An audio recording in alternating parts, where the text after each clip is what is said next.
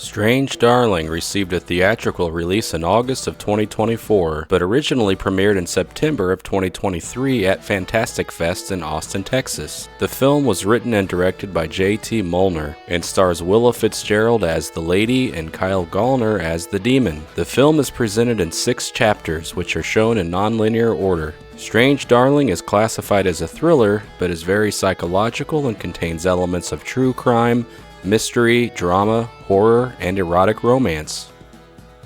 When examining a serial killer, antisocial personality disorder is a good starting place. This is what has been commonly referred to historically as psychopathy or sociopathy. Here is the DSM-5 criteria for antisocial personality disorder: a pervasive pattern of disregard for and violation of the rights of others, occurring since age 15 years as indicated by 3 or more of the following. So a person only needs to meet 3 of the criteria under criterion A and then B, C, and D in order to be formally diagnosed with antisocial personality disorder per the DSM-5.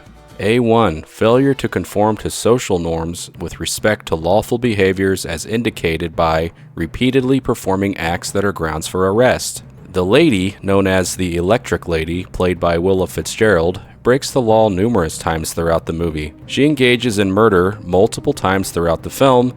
She deceptively drugs, tortures, and attempts to murder a law enforcement officer, although she didn't know he was a cop until later. But even after she found out, she still tried to kill him. And she steals someone's vehicle while threatening them.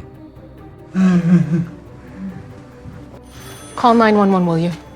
I'm not sure I want to get involved. You already are, sweetheart. Ew.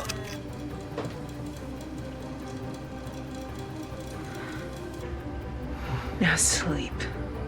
Okay. I'm gonna need to borrow your car. Take off your fucking clothes. A2. Deceitfulness, as indicated by repeated lying, use of aliases, or conning others for personal profit or pleasure. The Electric Lady displays deceptive behavior throughout the movie, often feigning being a damsel in distress as a tactic to manipulate and gain control over others, which enables her to continue on her murder spree, evade capture, and ensure her personal freedom is protected. Can you help me, please? Can you help me, please? Jesus.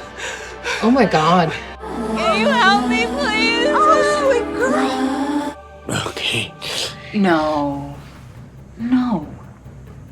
That is cocaine. Yes. It's ketamine. Don't tell me when you're gonna turn, you just do it. And if I say no, you say yes. And you push even harder. If I'm, scared, angry, even fucking crying. I don't like that. Don't be a fucking pussy. Are you serious? I cannot imagine consent being any more clear. A3. Impulsivity or failure to plan ahead. While the Electric Lady does show some premeditation and planning in regards to carrying out her crimes, especially in the beginning when attempting to murder Kyle Gallner's character, most of the movie shows her in more of a reactive role, responding to the circumstances organically and in real time. She does lay a trap later for Kyle Gallner, but she also impulsively murders more than once throughout the movie, which she admits was not part of her original plan or intent. But then again, she also displays deceptive behavior and lies frequently, so it's hard to know who she did or didn't intend to actually kill. Still, there are many examples of impulsivity and failure to plan ahead sprinkled throughout the movie. Alright, so she has now met 3 of the 7 criteria, so criterion A has been fully satisfied. But it's important to be thorough, so let's keep going. A4. Irritability and aggressiveness, as indicated by repeated physical fights or assaults. The Electric Lady is both irritable and aggressive and engages in multiple physical altercations throughout the movie, including physically violent murders. A5. Reckless disregard for safety of self or others. Given that she appears to kill without much reaction to what effect this is having on others, I would say this criteria is pretty easily met. She does put herself in dangerous situation, but I believe she believes she's actually safe in those cases, and does this more for personal thrill or pleasure. She does make it a point to talk about her need to ensure her own survival at one point during the film. Still, the criteria has an or qualifier as opposed to an and qualifier, meaning she doesn't have to have disregard for the safety of herself and others, just one of the two. And she definitely displays a lack of disregard for the safety of others at multiple times throughout the film. A6. Consistent irresponsibility as indicated by repeated failure to sustain consistent work behavior or honor financial obligations. This one is a little trickier because we don't really know anything about her work history or finances. She does display very irresponsible behavior throughout the movie, obviously, but without any information about her work or finances, we can't in good faith say that she meets this criteria.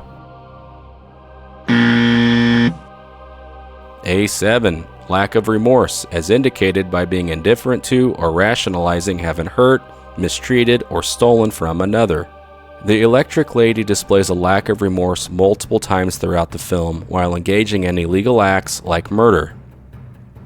She appears to at times be indifferent to her behaviors, and oftentimes she appears to have insight into what she has done or what she's doing, but she rationalizes her behavior, even after hurting, mistreating, or stealing from others.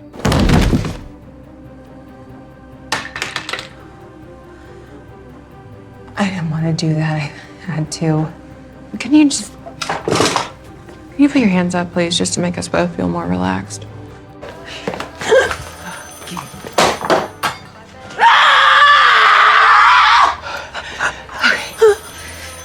I know that was fucking awful, but I had to do it, okay?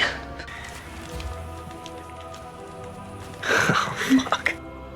I'm done. You know what?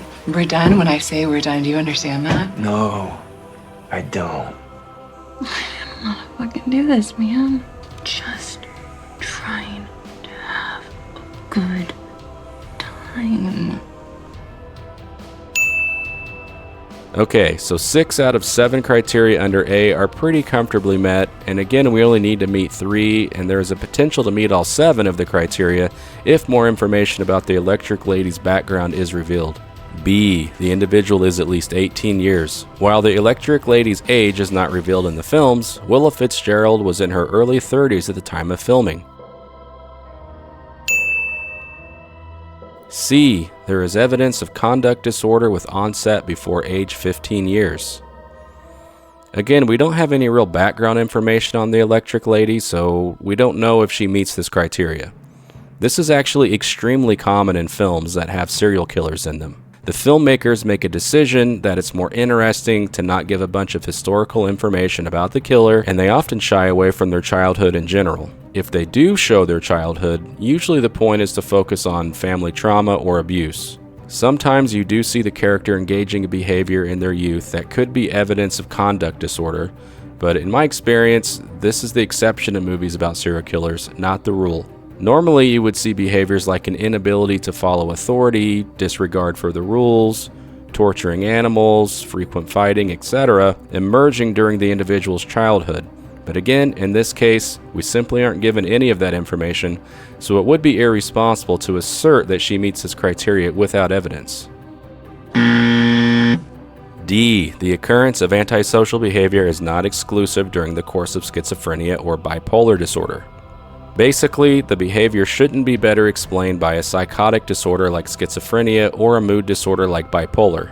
This one gets a little more tricky because one of the primary symptoms of classic schizophrenia is hallucinations, which the electric lady does exhibit.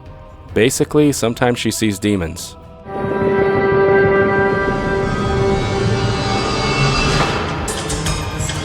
Hand over the guns now, or the chick cop dies. Why'd you kill all those folks? Sometimes I don't see humans. I see devils. However, other symptoms of schizophrenia are not present, such as disorganization or catatonia. The electric lady appears to be very high functioning, and her behaviors are not consistent with classical schizophrenia. Bipolar is also not probable, since this requires both clinical depression and mania, neither of which there is strong evidence for in this movie. Some might look at some of her behaviors as manic episodes, but others would view them as frantic attempts to ensure her survival. She also appears to be enjoying herself at different times in the movie and appears highly motivated, which is evidence against clinical depression. So I think she meets criteria D. The real issue is safety. Once I'm alone with you in that room, it's just us, no witnesses. Do you have any idea the kind of risks a woman like me takes every time she agrees to have a little bit of fun? Like, we talk about all the things I want you to do to me? Looks like checkmate. Yeah. And then some. There's nothing more than checkmate. Either there is or it isn't. You fucking Philistine. I don't care about jail. I just don't want to die. Isn't that fucking funny? Even when we know we're gonna spend the rest of our lives in a tiny little cage, we will fight to stay alive. I would say it's extremely likely that the electric lady meets criteria for antisocial personality disorder. On the spectrum of she doesn't have antisocial personality disorder versus she does have antisocial personality disorder, I'd put her right about here. Due to the inability to sign off on criterion C, we can't say for certain that she has antisocial personality disorder, but she probably has antisocial personality disorder.